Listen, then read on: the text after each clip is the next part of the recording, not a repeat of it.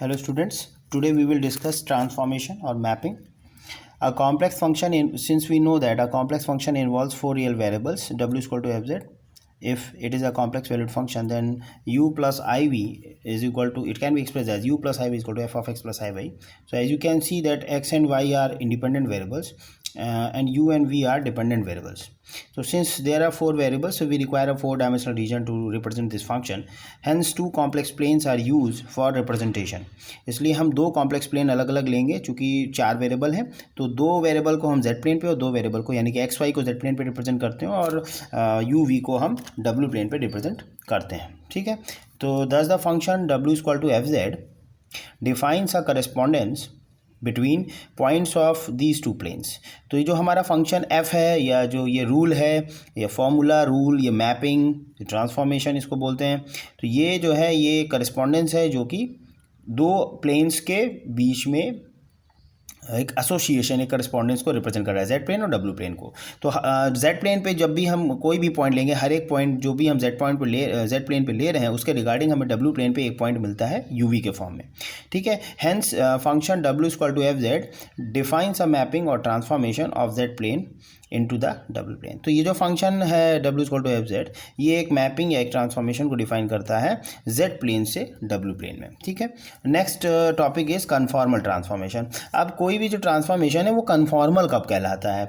बात ये आ गई कि कोई भी ट्रांसफॉर्मेशन या मैपिंग जो हम बात कर रहे हैं W equal to F Z जो हम बोल रहे हैं, तो यही ट्रांसफॉर्मेशन कन्फॉर्मल क्या होगा? कन्फॉर्मल का मतलब ये हुआ कि अगर मान लीजिए W equal to F Z है, तो अगर ये ट्रांसफॉर्मेशन कन्फॉर्मल कहलाएगा किसी पर्टिकुलर पॉइंट पी पे, एक पॉइंट पी मान लेता हूँ मैं, इस पॉइंट पी पे जेड प्लेन पे ये पॉइंट मान लेता हूँ है, इससे होकर के एक मैंने कर्व लिया है C1.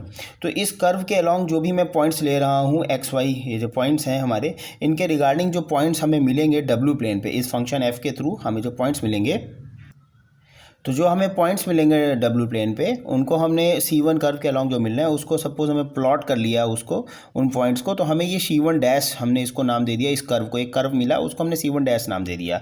और पॉइंट P से होते हुए दूसरा कर्व एक हमने लिया C2. इस जितने भी पॉइंट्स हैं इनके रिगार्डिंग इस फंक्शन f के थ्रू जो हमको डब्ल्यू प्लेन पे UV के पॉइंट्स मिलेंगे उनको हमने प्लॉट कर लिया, और हमको मान लीजिए ये एक दूसरा कर्व मिल गया C2 डैश. ठीक है, तो इन दोनों कर्व्स के बीच में अगर आप देखें जो ओरिजिनल जेड प्लेन है उसमें दोनों कर्व पे हमने टैंजेंट पॉइंट पी से होते हुए टैंजेंट ड्रॉ किया, और उन दोनों कर्व के बीच का एंगल हमने देखा थीटा आ रहा है मान लेता हूँ, और ये पॉजिटिव डायरेक्शन से हमने मेजर कर रहे हैं थीटा को. तो अगर यही एंगल जो थीटा यहाँ पॉइंट पी पे बना, वही एंगल अगर इन दोनों कर्व्स के डब्ल्यू प्लेन पे भी, इन दोनों कर्व्स का जो इंटरसेक्शन पॉइंट है suppose it is P dash, तो अगर वहाँ पे भी अगर हम उनके बीच का एंगल देखें, टैंजेंट ड्रॉ करके निकालें, तो अगर वो भी एंगल उतना ही आए जितना यहाँ पे आ रहा था थीटा, अगर ये 45 डिग्री है और ये भी 45 डिग्री है और ये भी प्लस 45 है, ये भी प्लस 40, दोनों पॉजिटिव डायरेक्शन में हमने मेजर किया है, तो हम कहते हैं कि जो हमारा ट्रांसफॉर्मेशन या मैपिंग f है, ये जो फंक्शन f लिख रहे हैं, ट्रांसफॉर्मेशन लिख रहे हैं, मैपिंग लिख रहे हैं, ये कैसी है? ये कन्फॉर्मल कहलाएगी. किस पॉइंट पे? उस पॉइंट पे जिस पर कि ये एंगल प्रिजर्व हो रहा है, मैग्नीट्यूड और सेंस दोनों डायरेक्शन में ये एंगल प्रिजर्व हो रहा है, उस पॉइंट पे इस ट्रांसफॉर्मेशन f को हम कहते हैं कि ये कन्फॉर्मल है एट पॉइंट p पे. तो इसकी ये इसकी डेफिनेशन है, a transformation which preserves angles both in magnitude and sense between every pair of curves through a point is said to be conformal. Between every pair of curves through a point is said to be conformal. Every pair of curves का मतलब यहाँ समझिएगा, every pair of curves का मतलब है कि हम इस पॉइंट पी पे, जैसे अभी तो हमने दो कर्व लिए हैं, आप बाय डिफॉल्ट इस पॉइंट पी से कोई दूसरे बाकी दो कर्व लीजिए, C3 C4 ड्रॉ कर लीजिए. मान लेता हूँ मैं कोई दूसरे दो कर्व ले लेता हूँ, जैसे ये मान लेता हूँ दिस इज C3, मान लेता हूँ एक ये कर्व ले लिया, और एक ये मान लेता हूँ दिस इज C4.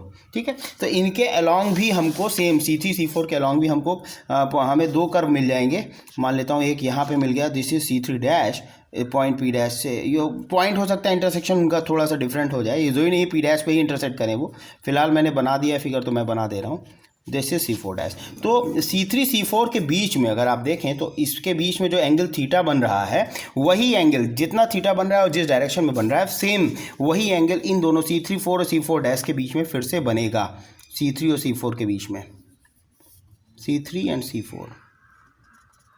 ओके ये एंगल है, तो अगर ये एंगल थीटा था तो यहाँ पर भी ये एंगल थीटा ही बनेगा, उतना ही एंगल बनेगा। उसी एवरी पेयर ऑफ कर्व के लिए ये स्टेटमेंट ट्रू होगा कि हमारा जो ट्रांसफॉर्मेशन है वो कन्फॉर्मल होगा इस पॉइंट पी पे, इस पॉइंट पी पे कन्फॉर्मल कहलाएगा, याद रखिएगा, ठीक है। तो ये हर पेयर ऑफ कर्व्स के लिए हम इसको दिखा सकते हैं। अब बात आती है कि हमारे जो ट्रांसफॉर्मेशंस होते हैं ये 4 तरह के स्टैंडर्ड ट्रांसफॉर्मेशन हम यूज़ करते हैं, ट्रांसलेशन, रोटेशन, मैग्निफिकेशन और इन्वर्जन। ट्रांसलेशन में क्या होता है, इसमें हमारा एक्सिस जो है वो थोड़ा सा, हमारा जो एक्सिस होता है वो थोड़ा सा चेंज हो जाता है, मतलब पोजीशन जो है वो हमारे फिगर की वो चेंज हो जाएगी जेड प्लेन से जब डब्ल्यू प्लेन पे जाएंगे, बाकी शेप और साइज़ जो है वो उसका प्रिजर्व रहेगा। तो आप देख सकते हैं यहाँ पे हमने लिखा है ट्रांसलेशन में, जैसे ट्रांसलेशन कैसे होता है, ये इस फॉर्म में लिखा जाता है W equal to Z plus C. यहाँ सी एक कॉम्प्लेक्स कॉन्स्टेंट को रिप्रेजेंट कर रहा है। In this transformation a mayor translation of the axis happens, केवल जो एक्सिस हैं उनमें उनकी पोजीशन थोड़ा सा चेंज हो जाएगी और the shape and size is preserved, और जो शेप और साइज फिगर का जेड प्लेन पे बन रहा है वैसा ही शेप और वैसा ही साइज रहेगा डब्ल्यू प्लेन पे, केवल थोड़ा सा चेंज होगा, उनका ट्रांसलेशन होगा एक्सिस के बीच में, ठीक है। तो जैसे कि ये एग्जांपल है, let a rectangular domain R be bounded by, एक रेक्टेंगुलर डोमेन आर लिया है हमने जेड प्लेन पे, तो वो बाउंडेड है x बराबर 0, y equal to 0, x equal to 2 और y इक्वल टू 1 इन लाइन से बाउंडेड है। इसका फिगर आप बना लेंगे तो इसका फिगर कुछ इस तरह से आएगा, देख लीजिए, ये x equal to 0, x equal to 2, y equal to 0, y equal to 1, ये रीजन R हो गया, जेड प्लेन पे है, ठीक है। अब इसके लिए आगे क्या कह रहा है, इसके आगे कह रहा है determine the region R dash of W plane, तो इसके इस रीजन के रिगार्डिंग जो डब्ल्यू प्लेन पे रीजन मिलेगा वो हमें पता करना है क्या होगा, into which R is mapped, ठीक है, जिसके थ्रू आर जो है की मैपिंग हो रही है। और ट्रांसफॉर्मेशन वो कौन सा ट्रांसफॉर्मेशन है, मैपिंग है जिसके थ्रू ये आपस में रिलेटेड है, that is W equal to Z plus 1 minus 2i। यहाँ 1 माइनस 2i जो है यही पोजिशन को चेंज कर रहा है, इस फिगर को, यानी इस रेक्टेंगल के लोकेशन को चेंज करेगा जब हम डब्ल्यू प्लेन पे पहुंचेंगे, बाकी उसका शेप और साइज सेम रहेगा। तो आप W equal to Z plus 1 minus 2i हमने लिख लिया, जो हमारा ट्रांसफॉर्मेशन था उसमें वैल्यू रख दी, डब्ल्यू यू प्लस आई वी, जेड को रख दिया एक्स प्लस आई वाई के फॉर्म में, रियल इमेजिनरी पार्ट्स हमने सेपरेट कर लिए। अब देखिए रियल और इमेजिनरी पार्ट सेपरेट कर लेके आपने देखिए यू की वैल्यू निकाली, रियल पार्ट के बराबर है, और इमेजिनरी पार्ट्स को इक्वेट किया तो वी की वैल्यू आ गई, ठीक है। तो अब आप देख सकते हैं ये जो मैपिंग है आपकी u equal to x plus 1, इसमें आप रख दीजिए x equal to 0, x equal to 2, ये आपको दिया था ना, एक्स इक्वल टू 0 और एक्स इक्वल टू 2 आपको क्वेश्चन में गिवन था। तो ये दोनों लाइंस रखेंगे तो u इनके रिगार्डिंग जो w प्लेन पे u की वैल्यू मिलेंगी, वो देखिए लाइंस मिल रही हैं, u equal to 1 u equal to 3, दो स्ट्रेट लाइंस हमें मिली हैं, ठीक है, वो हमने तो वो ये 2 पॉइंट्स मिल गए, 2 लाइंस मिल गई। और जो v बराबर y माइनस 2 आया है, वहाँ से आप y उसमें y की वैल्यू रख दीजिए, y equal to 0, y equal to 1, तो आपको v की वैल्यूज मिल जाएंगी। तो v equal to minus 2, v equal to minus 1, v की वैल्यू मिल गई हमें w प्लेन पे के लिए। अब हमने देखिए ये फिगर ड्रॉ कर दिया इसका, देखिए आप आराम से इसको देखिए और ये समझ में आ रहा होगा। तो ये हमने ये डब्ल्यू प्लेन पे बना था, सॉरी जेड प्लेन पे बना था, ये डब्ल्यू प्लेन पे फिगर बन गया। तो आप देख सकते हैं शेप और साइज सेम है, आर रीजन था यहाँ पे, यहाँ आर डैश इसको नाम दे दिया, वैसा ही रेक्टेंगल बना है, कोई चेंज नहीं हुआ, केवल चेंज क्या है, उसकी जो लोकेशन थी वो चेंज हो गई है, या एक्सिस हम कह सकते हैं थोड़ा सा ट्रांसफॉर्म हुआ है। तो फिगर हमारा जो अभी ऊपर बन रहा था वो नीचे आ गया, बाकी शेप और साइज सेम है। Hence the transformation performs a translation of the rectangle. तो यहाँ पे क्या है, हमारा रेक्टेंगल की पोजीशन चेंज हो गई है, जो जेड प्लेन पे था उसकी पोजीशन अलग थी और जो डब्ल्यू प्लेन पे है उसकी पोजीशन अलग है, बाकी जो रेक्टेंगल है उसका शेप और साइज सेम है। ऐसे ही जो दूसरे तरह का जो ट्रांसफॉर्मेशन है वो आप देख सकते हैं, वो होता है रोटेशन, ठीक है। तो बाई द ट्रांसफॉर्मेशन, रोटेशन के लिए जो ट्रांसफॉर्मेशन लगता है वो कैसा लगता है, W equal to Z e raise to the power i theta लगता है। तो इसमें क्या होता है कि हमारा जो फिगर जेड प्लेन पे होगा वो रोटेट करता है, डब्ल्यू प्लेन पे वो जाएगा तो कुछ किसी एंगल पे रोटेट हो जाएगा, तो ये चेंज आएगा। तो यहाँ पे अच्छा रोटेट जब होगा तो कैसे होगा, अगर थीटा की वैल्यू पॉजिटिव है तो रोटेशन एंटी क्लॉकवाइज होगा, अगर थीटा की वैल्यू नेगेटिव है तो रोटेशन जो होगा वो क्लॉकवाइज होगा। अब जैसे कि यहाँ पे ये एग्जांपल है, ये देख लेंगे। तो इसमें ट्रांसफॉर्मेशन दिया है जेड इक्वल टू डब्ल्यू equal to Z e raise to the power i pi upon 4 and determine the region R dash in डब्ल्यू प्लेन, ठीक है। हमें डब्ल्यू प्लेन के पे इसका region R dash corresponding region निकालना है।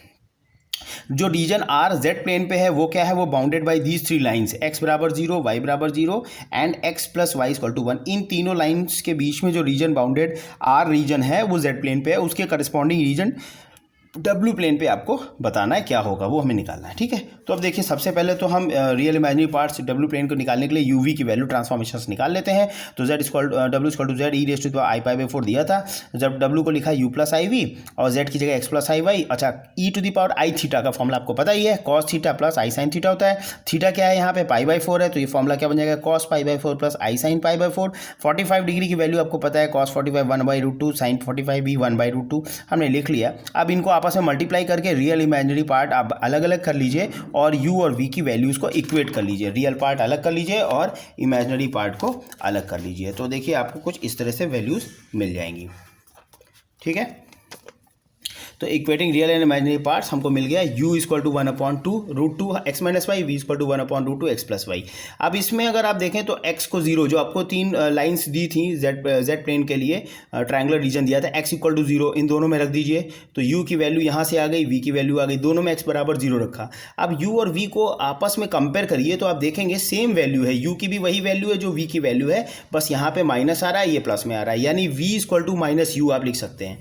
तो u और v को कंपेयर किया हमने, तो हमने लिखा v equal to minus of u। Similarly y equal to 0 रख दीजिए इन दोनों इक्वेशंस में, u में और v में। तो देखिए u की वैल्यू क्या आ जाएगी x/√2, v की भी वैल्यू सेम है x/√2। तो यानी यहाँ से हमें जब u और v कंपेयर कर रहे हैं तो u और v बराबर हैं, इसको हम कह सकते हैं u बराबर v या v इक्वल टू u। ठीक है, तो फ्रॉम इक्वेशन 1 हमें क्या मिल गया, v बराबर 1/√2। अच्छा, और जो ये कैसे मिल गया v बराबर, अच्छा ये तो था ही, v बराबर 1/√2 x प्लस वाई दिया था हमें ना।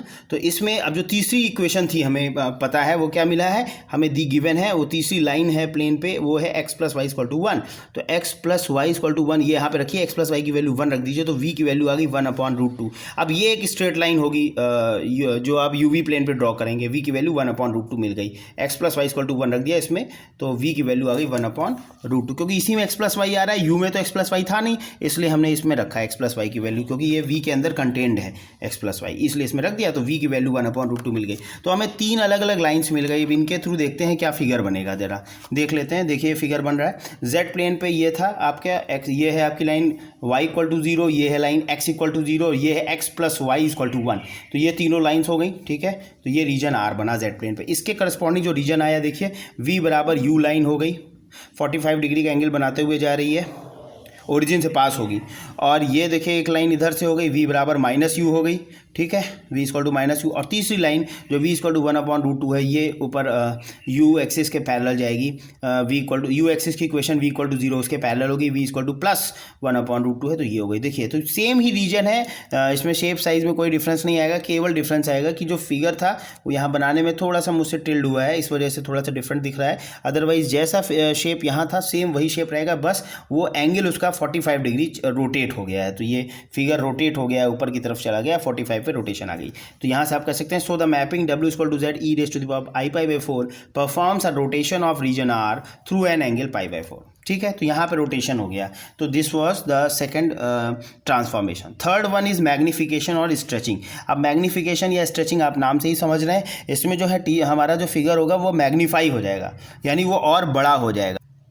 ठीक है, तो बड़ा हो जाएगा। तो अब देखिए ट्रांसफॉर्मेशन यहाँ पे कैसा आएगा, w equal to a into z होगा, जहाँ पे a क्या है, कोई रियल नंबर है। ठीक है, रियल नंबर है, ध्यान दीजिएगा, रियल नंबर है, कॉम्प्लेक्स नहीं बोला मैंने, रियल नंबर है, a है, w इक्वल टू az के फॉर्म में होगा। तो इस केस में क्या होगा देखिएगा, जब ये जो दो फिगर बनेंगे आपके, एक z प्लेन पर और दूसरा w प्लेन पे, देख सकते हैं the two figures in z plane and w plane are similar and similarly situated about their respective origins. तो यहाँ पे जो दो फिगर बनेंगे z प्लेन पे और w प्लेन पे, जो भी दो फिगर बन रहे हैं वो एक जैसे ही होंगे, सिमिलर होंगे, और उनकी सिमिलैरिटी भी होगी, जैसे उनके ओरिजिन है बिल्कुल ओरिजिन के रेस्पेक्ट में भी सेम होंगे, कहीं कोई चेंज नहीं आएगा।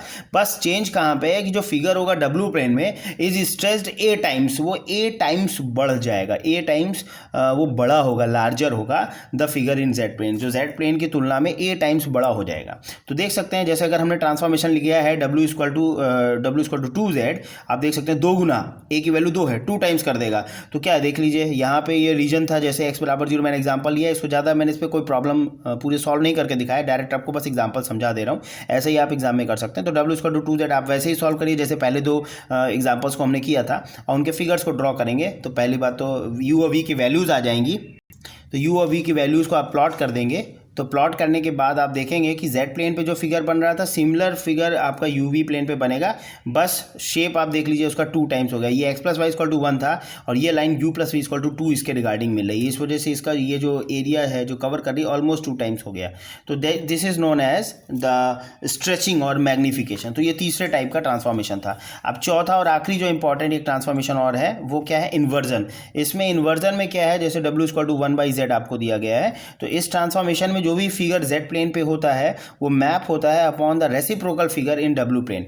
तो जो w प्लेन होगा उस पे एक रेसिप्रोकल फिगर, जैसी फिगर z प्लेन पे बनी उसकी ठीक उसकी रेसिप्रोकल फिगर बनेगी w प्लेन में। जैसे इसको एक एग्जांपल से देख लेते हैं। तो मान लेते हैं जैसे ये है, find the image of finite strip. एक फाइनाइट स्ट्रिप बनी है y इक्वल टू 1/2 से 1/4, ठीक है। y ranges between y is less than equal to 1/2, एक रीजन है, ये एक रीजन है y less than equal to 1/2 से y is greater than equal to 1/4। तो ये एक फाइनाइट स्ट्रिप बन रही है, एक रीजन है जो बाउंडेड रीजन है। तो इसके रिगार्डिंग जो आपको w प्लेन पे फिगर बनेगा वो हमें निकाल के दिखाना है। ये तो z प्लेन पे बनेगी स्ट्रिप, ठीक है। Under the transformation w equal to 1/z ये हमको दिखाना है। Also show the region graphically, और हमें ग्राफिकली रीजन दिखाना है। तो सबसे पहले तो मैं ये रीजन प्लॉट कर देता हूँ कि y less than equal to 1/2 और y greater than equal to 1/2। तो आप क्या करेंगे, दोनों लाइन्स ड्रॉ करिए पहले, y equal to 1/2 y equal to 1/4, दोनों लाइंस ड्रॉ करिए। और 1/2 से के अंदर का लेना है और 1/4 से बड़ा रीजन ऊपर का लेना है। तो देखिए ये कुछ इस तब तक इसका ये फिगर आ जाएगा। ये देख लीजिए, ये दिख रहा है आपको सर्किल, ये दिख रहा है आपको, देखिए जेड प्लेन पे ये फिगर बना हुआ है। तो ये देखिए दोनों स्ट्रिप है, y इक्वल टू 1/2 और y इक्वल टू 1/4, ये हमने जेड प्लेन पे बनाया। और ये देख लीजिए इसके बीच का पूरा रीजन बाउंडेड है। अब हमें इसके regarding y equal to 1/2 y equal to 1/4 का जो बीच का रीजन लेना था, इसके रिगार्डिंग हमें देखना है कि w प्लेन पे फिगर कैसा हमारा आएगा, ठीक है। तो चलिए हम सबसे पहले तो यहाँ पे आ जाते हैं वापस। तो हमारा ट्रांसफॉर्मेशन था w equal to 1/z, u और v की वैल्यूज़ पहले फाइंड कर लेते हैं। तो उससे पहले हम यहाँ पे क्या करेंगे, पहले z इक्वल टू 1/w हमने किया, z की वैल्यू फाइंड की w के फॉर्म में, z इक्वल टू 1/w, ठीक है। तो यहाँ से आपने क्या किया, आपने वैल्यूज़ पुट डाउन कर दी। चलिए z क्या होता है x प्लस आई वाई और w क्या होता है 1/u प्लस आई वी। w की value 1/w, z equal to 1/w था। तो वैल्यूज़ हमने इनकी, तो इसीलिए हमने इनको आपस में इंटरचेंज किया था, क्योंकि अभी हमको यहाँ पे कॉम्प्लेक्स कॉन्जुगेट से मल्टीप्लाई करके इसको सिंप्लीफाई करना था। तो हमने यहाँ से x u प्लस आई वी के कॉन्जुगेट से मल्टीप्लाई किया u माइनस आई वी से ऊपर नीचे, और उसको सॉल्व सिंप्लीफाई कर लिया। तो ये हमें मिल गया x plus I y equal to u minus i v upon u square plus v square, ठीक है।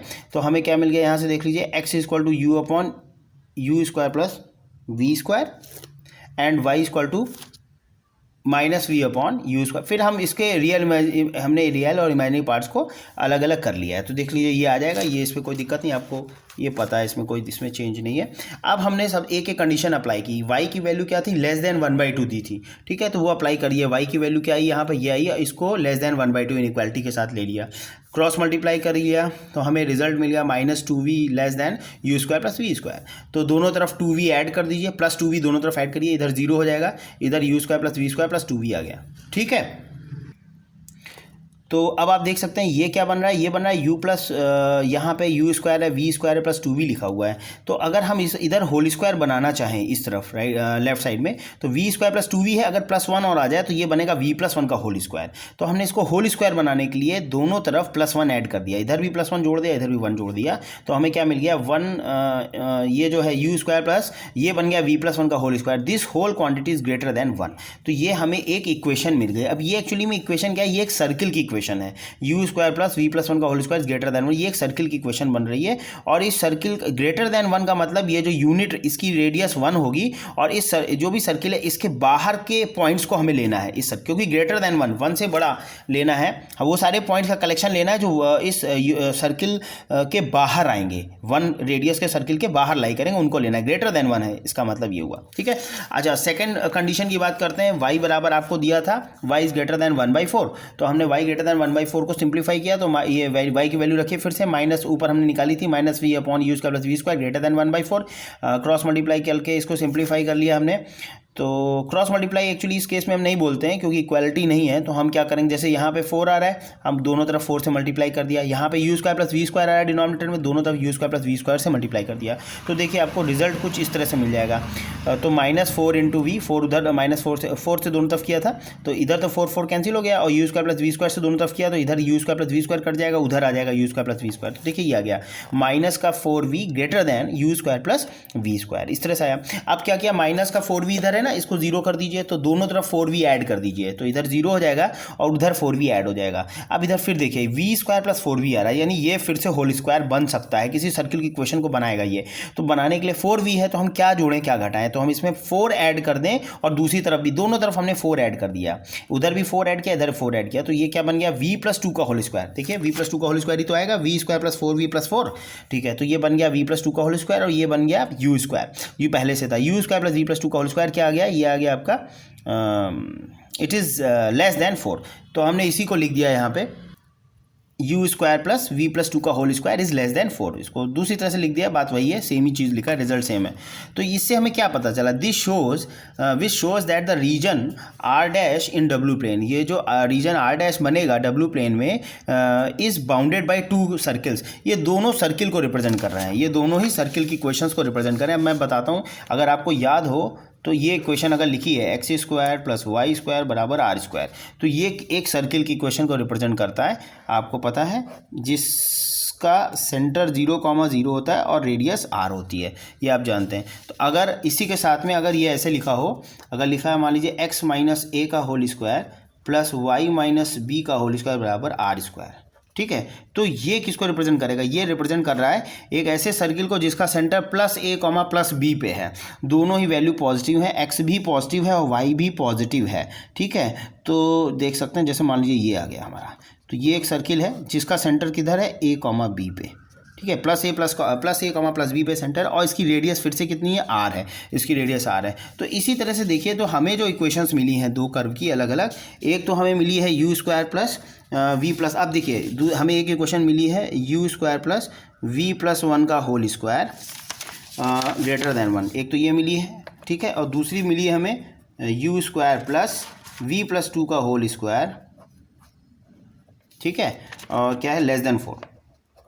तो अब जब ये आप कर्व बनाएंगे, आप जो देखिए पहला जो ये जो है इसमें देखिएगा इसका सेंटर क्या होगा, यहाँ प्लस आया है, यहाँ माइनस होता है तो प्लस का बी जाता है, यहाँ पे प्लस आया है तो जो ये वी के रिगार्डिंग जो पॉइंट मिलेगा वो माइनस में मिल जाएगा हमें, ठीक है। इसका सेंटर लिख रहा हूँ मैं, तो ये +1 है तो यहाँ -1, जैसे यहाँ माइनस ए माइनस बी था तो प्लस ए बी मिला सेंटर हमें, ठीक है। वैसे ही अगर ये +1 है तो हमें सेंटर मिलेगा -1, और यहाँ तो कुछ नहीं है प्लस में तो इसका ओरिजिन हो जाएगा, क्योंकि इसको लिख सकते हैं आप u माइनस 0 का होल स्क्वायर, तो इसका सेंटर होगा 0, -1 पॉइंट पे, ठीक है। ऐसे ही जो दूसरी इक्वेशन है इसका सेंटर देखिए, यहाँ पे u में से कुछ नहीं, u के साथ में तो 0 हो गया, -0 का होल स्क्वायर लिख सकते हैं, और इसको लिख सकते हैं v, तो -2 का होल स्क्वायर, यानी कि ये वैल्यू बनेगी -2, +2 है तो -2 ले लीजिए। तो इस बड़े वाले सर्किल का सेंटर है 0 -2, छोटे वाले का है 0 -1। तो देखिए इनका फिगर हमने बना दिया है, ये देखिए फिगर आ गया, तो देख लीजिए ये बन गया, ये देखिए सेंटर है 0, -1 इसका सेंटर है, तो ये सर्किल ऐसा छोटा बन रहा है, इसकी रेडियस 1 थी, गिवन ही है क्वेश्चन उसमें दिया है 1, तो आप इसको देख सकते हैं, इसकी रेडियस जो है ये देखिए, इसकी रेडियस ग्रेटर देन 1। अभी सर्किल हमने इक्वालिटी के लिए बनाया है, इक्वल टू 1 के लिए बनाया सर्किल, और हमें पॉइंट्स कौन से लेने हैं, जो इस ग्रेटर देन 1 रेडियस से बाहर के हो, तो देखिए 1 के बाहर, तो हमने बाहर के ले लिए, बाहर तो पूरे पॉइंट्स आ जाएंगे, पूरा प्लेन आ जाएगा, हमें पूरा डब्ल्यू प्लेन नीचे का पूरा मिल जाएगा, लेकिन बाहर भी मिल जाएगा, लेकिन हमें दूसरी कंडीशन जो है हमारे पास वो क्या दी गई है, हाँ, तो दूसरी कंडीशन आपको दी U square plus we plus 2 का होल स्क्वायर लेस देन 4, आपको दूसरी कंडीशन ये दी गई, u square plus we plus 2 का होल स्क्वायर लेस देन 4, मतलब ये जो सर्किल बनेगा इसके अंदर लेस देन 4 से अंदर का, यानी 4 रेडियस, इसकी जो रेडियस 2 होगी, 4 का मतलब है इसकी रेडियस तो आर स्क्वायर, 2 का स्क्वायर 2 रेडियस के अंदर लेना है आपको। तो देखिए हमने ये फिगर बनाया, तो बड़ा वाला सर्किल है, इसकी रेडियस 2 है, तो इसके जो रेडियस है उसके अंदर के पॉइंट्स लेने थे, लेकिन जो छोटा वाला सर्किल है उसके बाहर के लेने थे। तो इन दोनों रीजन को जो सेटिस्फाई करेगा, दोनों कंडीशंस को, वो बीच के पॉइंट्स हैं जो हमने यहाँ पे डैशेस से रिप्रेजेंट किया। तो ये पॉइंट्स, ये आपको देख लीजिए रीजन मिला। तो ये जो इनफाइनाइट स्ट्रिप बनी हुई थी वाई की जेड प्लेन पे, जो स्ट्रिप मिल रही थी, उसके रिगार्डिंग जो हमको फिगर मिला वो 2 सर्कल्स के बीच का एरिया एक तरह से मिल रहा है ये, छोटे वाले सर्किल के बाहर का और बड़े वाले सर्किल के अंदर का। तो ये है इन्वर्जन ट्रांसफॉर्मेशन, जिसके थ्रू आप देख सकते हैं कि स्ट्रेट एक इनफाइनाइट स्ट्रिप थी और वो किस रीजन में रोटेट होके आ गई, कन्वर्ट होके आ गई, ट्रांसफॉर्म होके आ गई। तो इस तरह के ट्रांसफॉर्मेशन को हम बोलते हैं इन्वर्जन ट्रांसफॉर्मेशन। ठीक है, तो this was all for today's lecture. तो इसमें आपने देखा कि हमारा कन्फॉर्मल मैपिंग क्या होती है, मैपिंग क्या होती है, साथ ही साथ मैपिंग, कन्फॉर्मल मैपिंग, और साथ ही साथ जितने स्टैंडर्ड ट्रांसफॉर्मेशंस थे वो देख लिया आपने। तो this was all for today and thank you for watching.